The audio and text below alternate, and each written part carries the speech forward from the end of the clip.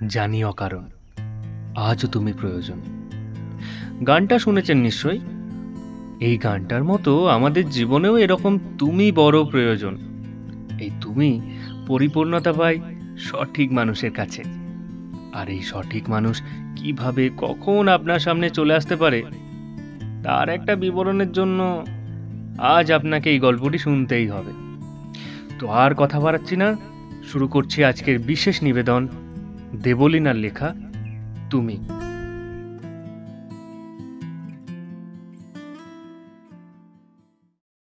Miss Aditi Chowdhury কে আছেন? হ্যাঁ, আমি অদিতি। আপনি তো লাস্ট পেশেন্ট, আপনি এখন ভিতরে যান।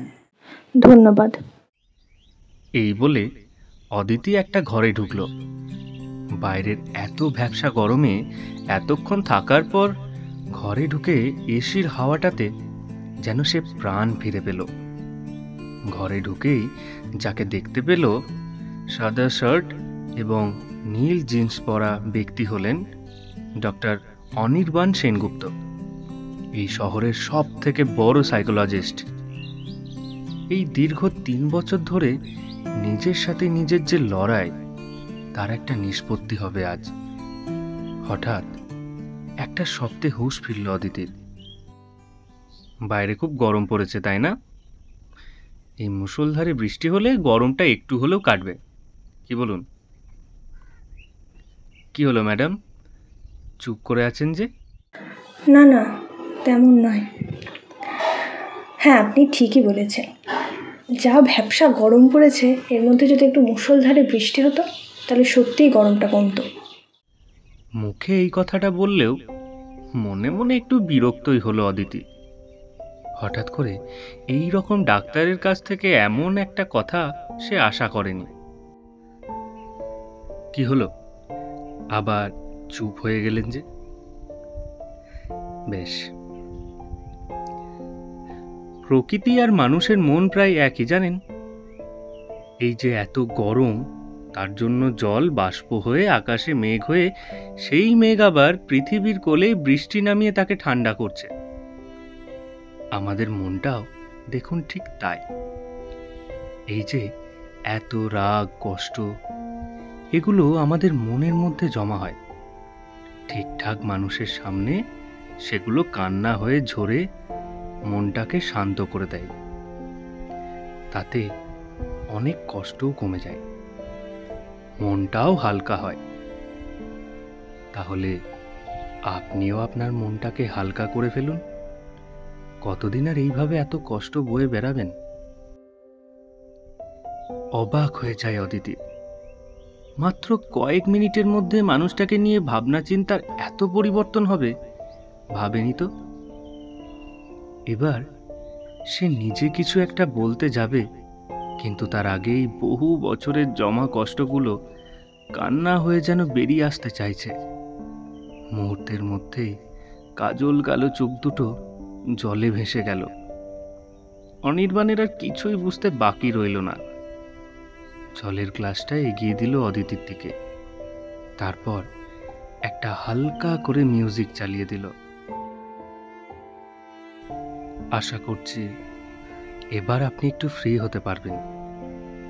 তারপর আস্তে আস্তে যত জমানো কথা আছে সব খুলে বলুন।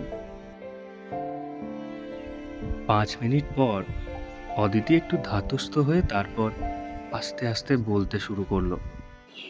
সত্যি, আপনি সত্যি সাইকোলজিস্ট। কত সহজে কথাটা বলে দিলেন বলুন তো। আমার আজ থেকে 5 বছর আগে ডিভোর্স হয়েছে। যাকে এত দিন ভালোবাসার পর অবশেষে বিয়ে করলাম, সেই মানুষটা যখন চোখের সামনে একটু একটু করে বদলে গেল, অথচ আমি ধরতেই পারলাম না, জানেন? জীবনের সব থেকে কষ্টটা কি জানেন? যখন নিজের ভালোবাসার মানুষটা পুরোটাই বদলে যায়।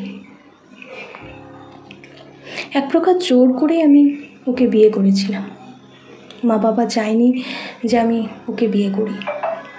আসলে আমার বাড়িতে তো সবাই খুব ওয়েল সেটেলড, আর ওর ফ্যামিলিতে সেরকম কেউ পড়াশোনার জগতে কেউ নেই।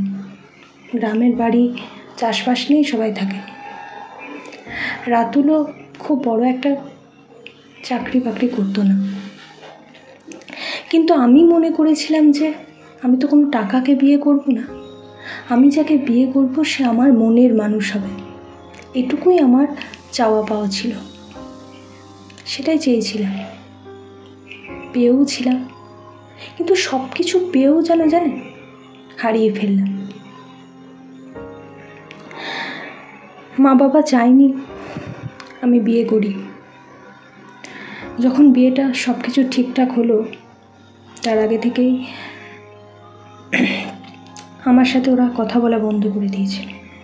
টুকটাক যেটুকু দরকার হতো সেটুকু বলতো, বাদ বাকি বলতো না। বিয়েটার পরে আর কোনো কিছু যোগাযোগই রাখিনি। ওরা দুজনেই হরিদ্বার চলে গেছিল। তারপর থেকে আমি যতটুকু যোগাযোগ রাখতে চেয়েছি ততটুকুই ওরা আমার সাথে রেখেছে। আর তারপর যখন ডিভোর্সের কথা শুনলো, তখন আর আমাকে নতুন করে কিছু বলেনি। সান্ত্বনা দেওয়ার মতনও হয়তো তাদের কোনো ভাষা ছিল না। আপনার সাথে আপনার মা বাবার মতের মিল হয়নি, তার জন্য তারা আপনার সাথে ঠিকঠাক আর যোগাযোগ রাখেনি। বেশ, এতটুকু বুঝলাম। এবার আপনি আপনার আর রাতুলের কথাটা বলুন। হ্যাঁ, বলছি। বিয়ের কয়েক মাস খুব ভালোই কাটছিল জানেন, ঠিক আমার স্বপ্নের মতো কাটছিল।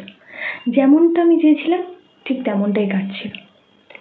কিন্তু সমস্যা হচ্ছিল তার কিছুদিন পর থেকে। রাতুলের অফিস থেকে নানাভাবে আমার কাছে ফোন আসছিল।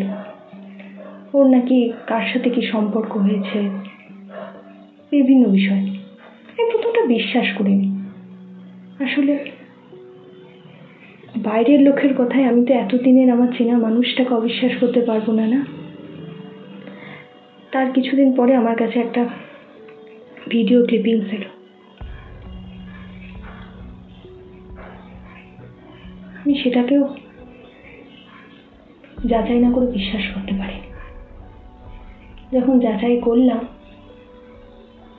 তখন দেখলাম সেগুলো সবই সত্যি।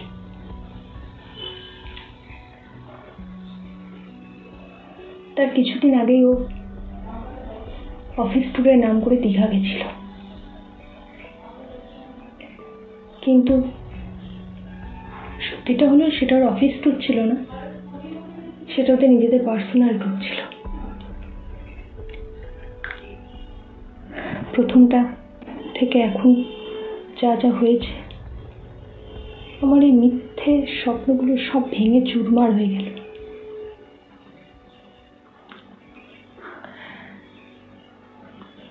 সবটা শুরু থেকেই সত্যি ছিল, শুধু আমিই বোকা হয়ে রয়ে গেলাম। তারপর রাতুলকে এই সব কথা যখন জিজ্ঞাসা করলাম, প্রথমে অস্বীকার করলো। সেটাই তো স্বাভাবিক। কেউ কি নিজের অবৈধ সম্পর্কের কথা নিজের বউকে সাহস করে বলতে পারে? তারপর বেশ কিছুক্ষণ সেদিন অশান্তি চলে জানেন। অবশেষে নিজের মুখে স্বীকার করল। বিশ্বাস করুন, আমি তখনও মনে মনে আশাটা করেছিলাম যে আমার সংসারটা হয়তো টিকে থাকবে। তখনও আশা ছিল যে ও যা যা করেছে সেগুলো থেকে হয়তো বেরিয়ে আসবে, কিন্তু বেরিয়ে এলো না।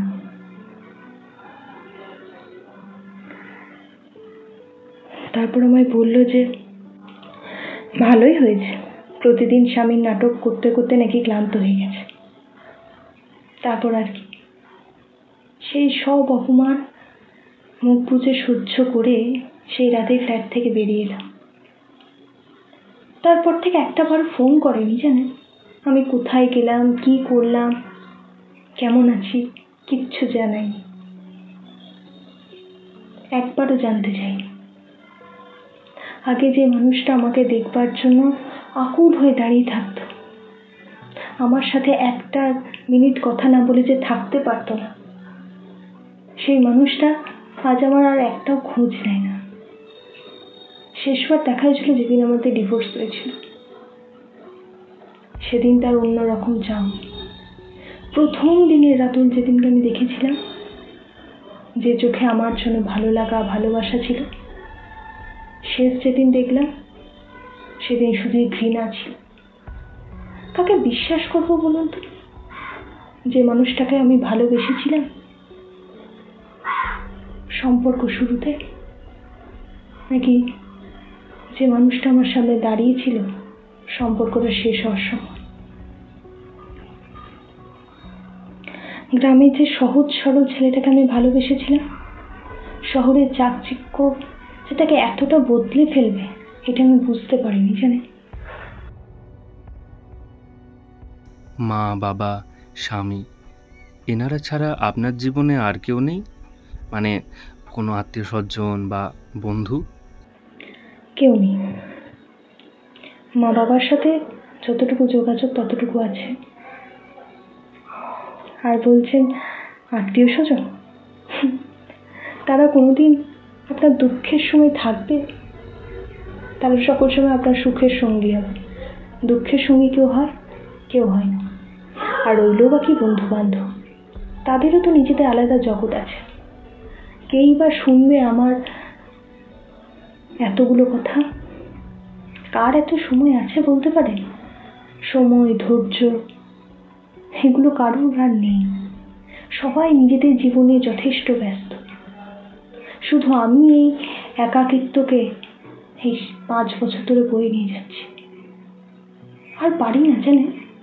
যখন এই সারাদিন অফিসে কাজকর্মের পরে যখন অন্ধকার ঘরটায় ঢুকি, তখন এই ঘরের 4টে দেওয়াল মনে হয় আমায় শেষ করে দিয়েছে। ভালো লাগে না। কারোর থেকে আমি আর কোনো কিছু আশা করি না। রাতুলের সাথে সম্পর্কটা শেষ হবার পর আর কাউকে বিশ্বাস করতে ইচ্ছা করে না, জানে। 5 বছর ধরে একা আছি তো, এই একাকিত্বটাই মনে হয় সারা জীবন আমাকে বয়ে নিয়ে যেতে হবে। মনের ভেতরটা খুব জমাট হয়েছিল। এতগুলো বছর পর কাউকে একসাথে এতগুলো কথা বলার পর সত্যি আজ খুব হালকা লাগছে। সারাদিন এত মানুষের এত কথা শুনি, জানেন। আপনার মতো এমন ঘটনা প্রচুর পাই। সবাইকেই একটাই কথা বলি, আসলে আমরা যতক্ষণ না সঠিক মানুষের সন্ধান পাচ্ছি ততক্ষণ অবধি আমরা শান্তি পাই না। জীবনে টাকা পয়সা যেমন দরকার, তেমনই দরকার একটা সঠিক মানুষেরও, যে আপনাকে আগলে রাখবে, আপনার কষ্টগুলোকে হাতে তুড়ি মেরে উড়িয়ে দেবে। তার জন্য প্রচুর টাকা পয়সার প্রয়োজন হয় না। আপনার জীবনে রাতুল সঠিক মানুষ ছিলেন না। সে কোনোদিনই আপনাকে ভালোবাসেনি, শুধু টাকার মোহতে ছিল। যতদিন আপনার সাথে আপনার বাবা মায়ের সম্পর্ক ভালো ছিল, ওই ততদিন অবধি। যেই দেখেছে আপনার সাথে তাদের সম্পর্ক ভালো নেই, তখনই অন্য সম্পর্কে জড়িয়ে গেছে। এরা এমনই হয়, জানেন। ওই যে রবি ঠাকুরের একটা গান আছে না, এরা সুখের লাগি চাহি প্রেম, ঠিক তাই। এই রকমই তারা, শুধু কষ্ট পেয়ে যায় আপনার মতো মানুষেরা। তারা মানুষকে বিশ্বাস করতেই ভুলে যায়, আর ভালোবাসার প্রতি আস্থা হারিয়ে ফেলে। ভালোবাসা সবার দ্বারা হয় না যে ম্যাডাম, তাহলে তো ভালোবাসার গুরুত্বটাই থাকতো না, যদি সবাই এটা বুঝতে পারত। এটা গভীরভাবে উপলব্ধি করতে হয়। আপনার ভালোবাসার মানুষের কাছে আপনাকে কোনো কিছু জাহির করতে হবে না। সে আপনার মুখের দিকে তাকিয়েই বুঝে যাবে কখন আপনি আনন্দ পাবেন আর কখন কষ্ট পাবেন। তাহলেই দেখবেন জীবনটা কত সুন্দর হয়ে গেছে। বাহ, বড় ভালো বললেন তো। কিন্তু অনির্বাণ বাবু, এমন মানুষ কোথায় পাবো বলুন তো? সবাই তো স্বার্থ নিয়েই মিশে। স্বার্থহীনভাবে কেউ পাশে এসে দাঁড়ায় এই 21 শতকে? পাবেন পাবেন, সেটা সঠিক সময় মতো আপনার কাছে পৌঁছে যাবে।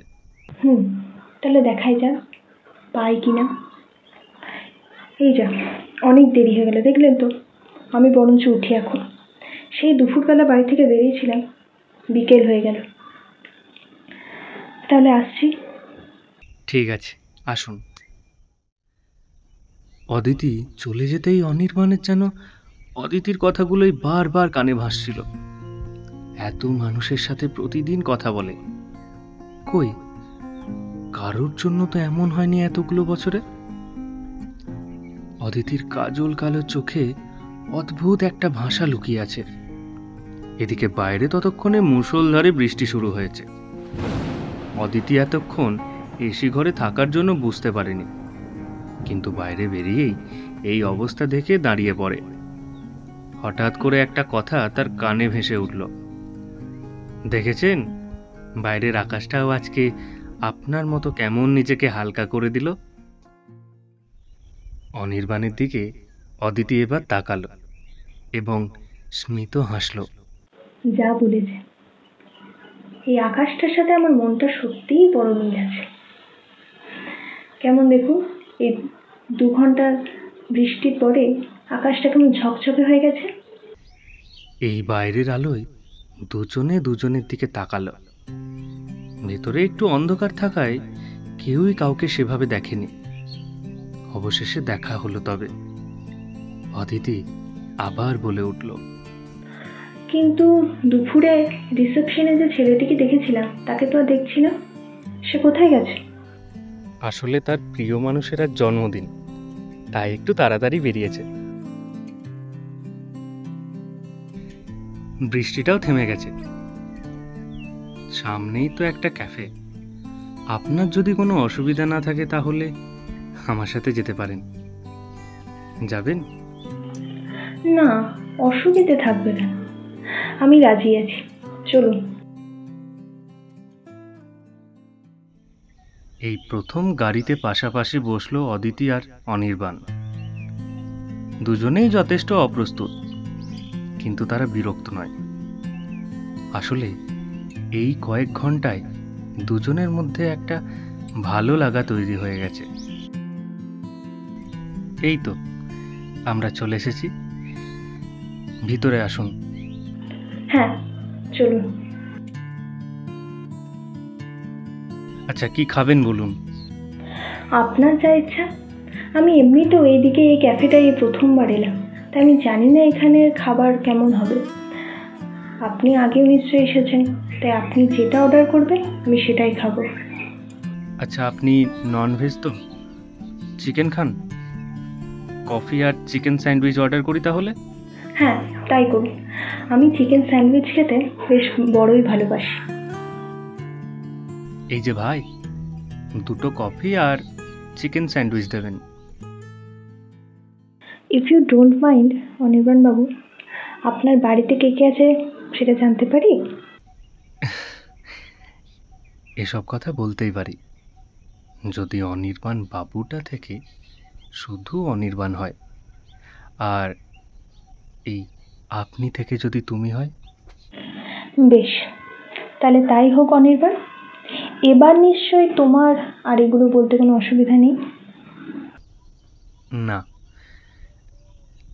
আমার আসলে কেউই নেই, তোমার কেউ থেকেও নেই, আর আমার কোনোদিনই কেউ ছিল না। বাবা মা কেউ আছে কি না তাও জানি না।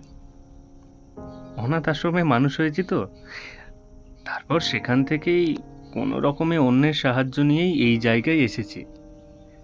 আমার মতো এমন অনেকেই আছে যারা ওখান থেকে মানুষ হয়েছে। তারা ওই আশ্রমটা যাতে আরও বড় হতে পারে তার জন্য যে যেমন পারে সে তেমনভাবেই সাহায্য করে। সরি অনির্বাণ, আমি না তোমাকে কষ্ট দিতে চাইনি, জানো। না না, এতে কষ্ট দেবার কি আছে? প্রতিটা মানুষেরই জীবনে একটা অতীত আর বর্তমান থাকে, সেটা সবার ক্ষেত্রেই আলাদা। যদি বর্তমানে দাঁড়িয়ে অতীতকে ভুলে যায় তাহলে কি করে হবে বলো তো? আমার ওই অতীতটা ছিল বলেই হয়তো বেঁচে থাকার একটা তাগিদ ছিল। তাই অতীতকে আমি কখনোই ভুলতে পারি না, ভুলতে চাইও না। আর রইল বিয়ের কথা, আসলে আমার সাথে চলার মতো এখনো কাউকে পাইনি, তাই এই ব্যাচেলর জীবনটা নিয়েই চলে যাচ্ছে। কি হলো, ক্যাফে থেকে বেরিয়ে আসুন। হ্যাঁ, আপনাদেরকেই বলছি, নিশ্চয়ই ওদের কাছে চলে গেছেন। আরে, অদিতি আর অনির্বাণকে একটু একা ছেড়ে দিন, ওরা ওদের মতো করে থাকুক একটু। ওরা কথা বলতে থাক নিজেদের মতো করে। দুজন দুজনের তুমিটাকে অবশেষে খুঁজে পেয়েছে। এই তুমিটার বড় প্রয়োজন সবার জীবনে। সারা দিনের ক্লান্তিটা মোছানোর জন্য এই তুমিটা বড় দরকার। অদিতি তার প্রথম জীবন থেকে বেরিয়ে এসে যেমন অনির্বাণকে পেয়েছে, ঠিক তেমনই অনির্বাণও তার সাথে পথ চলার একটা জীবন সঙ্গী খুঁজে পেয়েছে। আসলে প্রতিটা মানুষের জন্যই একজন প্রকৃত জীবন সঙ্গী আছে। সে সঠিক সময়েই আসে, তার আগে অনেক উল্টোপাল্টা মানুষ হয়তো আসবে জীবনে, কিন্তু কেউই তাদের জায়গা নিতে পারবে না। এরাই হলো তুমি, যাদের কোনো কথা বলতে হয় না, চোখ দেখেই যারা বুঝে যায় কি হতে চলেছে। তারা হয় জীবনের খোলা পাতার মতো, তাদের সব কিছুই উজাড় করে দেওয়া যায়। আর এটাই হচ্ছে ভালোবাসা, যেটাকে খুব যত্ন করে লালন পালন করতে হয়, তবেই সেটা আরো বাড়ে। এটা শুরু আছে, কিন্তু কোনো শেষ নেই। এটা চির সবুজ এবং অক্ষয়। বেঁচে থাক ভালোবাসা, আর ভালো থাকুক এই সব মানুষগুলো, যাদের জন্য পৃথিবীতে ভালোবাসা আজও টিকে আছে।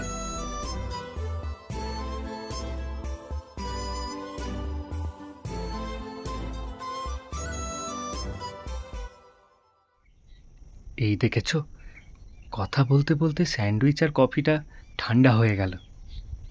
চলো খেয়ে নি।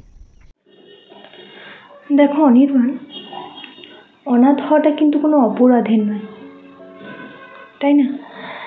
তুমি নিজে যখন এতগুলো বাচ্চার খেয়াল রাখছো, এটাই তো বড় কথা। আজকালকার দিনে কে বলো তো স্বার্থহীনভাবে এতগুলো বাচ্চার মাথার ওপর ছাতা হয়ে দাঁড়াবে? তুমি যে জিনিসটা পাওনি, সেটা তুমি আজকে সেটা হয়ে উঠেছো। তুমি তোমার বাবাকে পাওনি, কিন্তু তুমি তো বাচ্চাগুলোর বাবা হয়ে উঠেছো। বলো, এর থেকে আর বড় কথা কি আছে? আমি চাই তোমার জীবনে এমন কেউ আসুক যে তোমার বর্তমানটা এমন আলোকিত করে রাখুক যে অতীতের কোনো অন্ধকারের ছায়া যেন তোমার এই বর্তমানে না পড়ে। তোমায় একটা অনুরোধ করছি, রাখবে? তোমার যা ইচ্ছা তুমি বলো, সেটা তোমার অনুরোধ হোক বা তোমার আদেশ। তোমার অনাথ আশ্রমে যদি আমার কোনো সাহায্য লাগে তাহলে বলো, কিন্তু আমারও তো মা হবার ইচ্ছা ছিল, কিন্তু সেটা তো হয়নি বলো। তাই আমি চাই আমি তোমার অনাথ আশ্রমের সাথে যেন যুক্ত হতে পারি, যদি নিঃসঙ্গ জীবন একটু হলেও বিষাদ মুক্ত হয়। বাচ্চারা তো মানুষের পেন কিলার হয়, তাই আমি চাই আমার এই এত যন্ত্রণাময় জীবনে ওই বাচ্চাগুলো যেন একটুখানি শান্তি নিয়ে আসে। তাহলে হয়তো একটু হলেও আমি একাকিত্ব থেকে বেরিয়ে আসতে পারবো। তবে আমি আবারও বলবো, তোমার জীবনে এমন কেউ আসুক যে তোমার সব অন্ধকারগুলোকে আলো করে দেবে। আমি এটাই প্রার্থনা করি। বলছো তবে, কিন্তু কোথায় পাবো বলো তো তাকে? এখন এই কথাগুলো শুনে হাসছো, তবে এটা যখন হবে তখন ঠিক বুঝবে। আচ্ছা, দেখাই যাক। ওরা দুজনেই বুঝতে পারেনি কখন বিকেল গড়িয়ে সন্ধে হয়ে গেছে। হঠাৎ করে অদিতি বলে উঠল, এই যা, অনেকটা দেরি হয়ে গেছে গো, সন্ধে 7:30 বেজে গেল। কাল আবার আমার প্রেজেন্টেশন আছে একটা, অনেকটা কমপ্লিট হয়ে গেছে, কিছুটা বাকি আছে। আজ আসি তবে। হ্যাঁ চলো, তবে তোমায় আর কষ্ট করে পাবলিক ট্রান্সপোর্টে করে যেতে হবে না, আমি এগিয়ে দিচ্ছি। এই কয়েক ঘন্টায় বন্ধু নিশ্চয় হয়েছি, তাই বন্ধুর জন্য এতটুকু তো করতেই পারি। বেশ, তবে তাই হোক। আমি তোমার গাড়িতে উঠতে পারি, তবে একটা শর্ত আছে। এই রবিবার আমার বাড়িতে তোমার নেমন্তন্ন। তোমার কোনো এক্সকিউজ আমি কিন্তু শুনবো না, তোমাকে কিন্তু আসতেই হবে। আচ্ছা ঠিক আছে, এবার গাড়িতে ওঠো। অদিতির ফ্ল্যাটের সামনে এসে অনির্বাণ থামল। গাড়ির মধ্যে এই 2 ঘন্টার জার্নি, রাস্তায় জ্যাম, এত কিছু পেরিয়ে কখন গল্প করতে করতে গন্তব্যস্থলে পৌঁছে গেছে বুঝতেই পারিনি। দুজনে স্কুল কলেজ থেকে শুরু করে বর্তমানে ব্যস্ততম কর্মজীবনের কথা, তাতেও যেন শেষ হয় না। মনে হয় আরও কিছুক্ষণ থাকলে ভালো হতো। এই কয়েক ঘন্টায় ভালো লাগা যেন আরও বেশি বেশি করে বেড়ে গেছে। অনির্বাণ, এবার আসি, তবে তুমি ভালো থেকো। আর তোমার নম্বর তো আমার কাছে আছে, তুমি বরঞ্চ আমার নম্বরটা নিয়ে নাও। যখন ইচ্ছা হয় তখন ফোন করো। আর হ্যাঁ, এই রবিবার কিন্তু আসতে ভুলো না। কথাটা বলতে বলতে অদিতি অনির্বাণের ফোনে রিং করে। অমনি অনির্বাণের ফোনে অদিতির নাম্বারটা ভেসে উঠল। অনির্বাণও নাম্বারটা সেভ করে নিল আর বলে উঠল, অদিতি ভালো থেকো, একটা বন্ধু হিসাবে আমি সব সময় তোমার পাশে আছি। এই বলে স্মিত হাসি নিয়ে অনির্বাণ চলে গেল। আসলে মানুষ যখন তার কাছের মানুষকে পায় তখন তাকে ছেড়ে যেতে বড্ড কষ্ট হয়।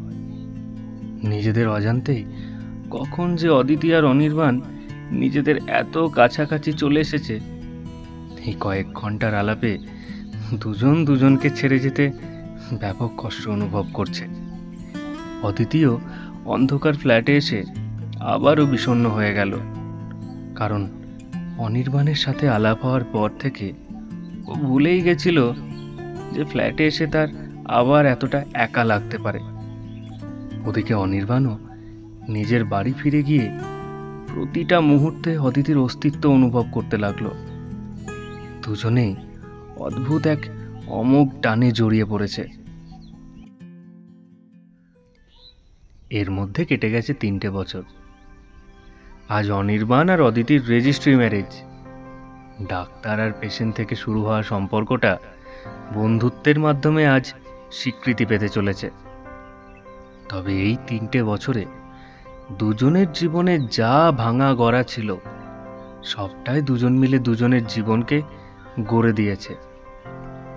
অনির্বাণ অদিতির মা বাবার সাথে অদিতির এতদিনের দূরত্বকে মুছে দিয়েছে। হরিদ্বার থেকে অনির্বাণ নিজে গিয়ে তার মা বাবাকে ফিরিয়ে নিয়ে এসেছে। সে এখন অদিতির মা বাবার নয়নের মণি হয়ে উঠেছে। অদিতির বাবা মায়ের মধ্যে অনির্বাণ যেন নিজের বাবা মাকে খুঁজে পেয়েছে। অনির্বাণকে পেয়ে তারা এতদিনের সব দুঃখ কষ্ট ভুলে গেছে। আসলে যারা জীবনে থেকে যায় তারা জীবনটাকে কখনোই ভেঙে দেয় না, বরঞ্চ জুড়ে দেয়। অন্যদিকে অদিতি হয়ে উঠেছে অনির্বাণের অনাথ আশ্রমের মণিমা। অনির্বাণ ব্যস্ততার জন্য সময় না দিতে পারলেও অদিতি সবটা সামলে নেয়। কোনো বাচ্চাকেই অদিতি বুঝতে দেয় না যে তাদের কেউ নেই। ছাতা হয়ে সবাইকে আগলে রেখেছে। অনির্বাণের যেটা দুর্বলতা ছিল সেটাই আজ অদিতি শক্তি হয়ে উঠেছে। আসলে আমাদের সমাজে অদিতি আর অনির্বাণরা চিরকালই থাকবে। ওরা দুজনেই দুজনের শক্তি। শুধুমাত্র তারা এক হলেই সব সমস্যার সমাধান হয়ে যাবে। শুনছিলেন আজকের বিশেষ নিবেদন দেবলীনার লেখা তুমি। আজ গল্প পাঠে ছিল দেবলীনা, সমীরণ এবং আমি ভাস্কর।